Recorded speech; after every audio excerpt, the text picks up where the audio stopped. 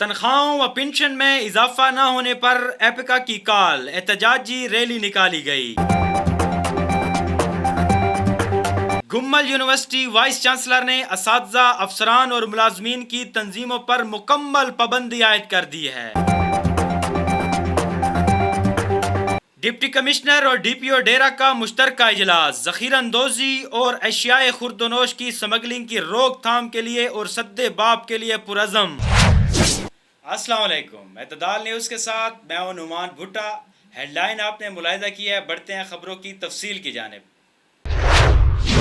وفاقی و صوبائی حکومت کی جانب سے بجٹ 2020-21 میں سرکاری ملازمین کی تنخواہوں اور پنشن میں اضافہ نہ کرنے کے خلاف ایپیکا کی کال پر ڈیرہ اسماعیل خان میں گورنمنٹ ڈگری کالج نمبر 1 سے ٹاؤن ہال چوک تک ایپیکا کے صوبائی صدر سرید خان اور ضلعی صدر فدا حسین بلوچ کی قیادت میں احتجاجی ریلی نکالی گئی۔ ریلی میں ضلع بھر سے کلرک بلادری، کلاس 4 ملازمین، سیکرٹری یونین کونسل سمیت سینکڑوں کی تعداد میں سرکاری ملازمین نے شرکت کی۔ ریلی کے شرکاء کا کہنا تھا کہ نااہل حکومت نے وفاقی و صوبائی بجٹ میں سرکاری ملازمین کو نظر انداز کیا ہے، جس سے ان کا گھریلو بجٹ متاثر ہوا ہے اور ان کا گزارا کرنا مشکل ہو گیا ہے۔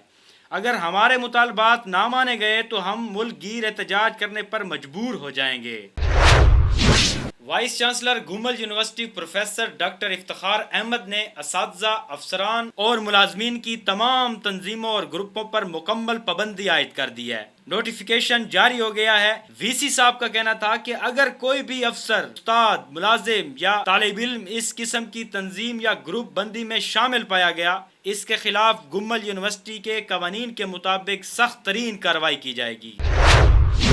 ڈپٹی کمشنر ڈیرہ اور ڈی پی او ڈیرہ کی زیر صدارت اشیاء خوردونوش کی سمگلنگ کی روک تھام اور سد باب سے متعلق اجلاس کا انعقاد کیا گیا۔ اس سلسلے میں تمام متعلقہ محکموں کو مرطوب لائحہ عمل تشکیل دینے اور اس قبیح فعل میں ملوث عناصر کے خلاف سخت کارروائی عمل میں لائے جانے کی ہدایات جاری کر دی ہیں۔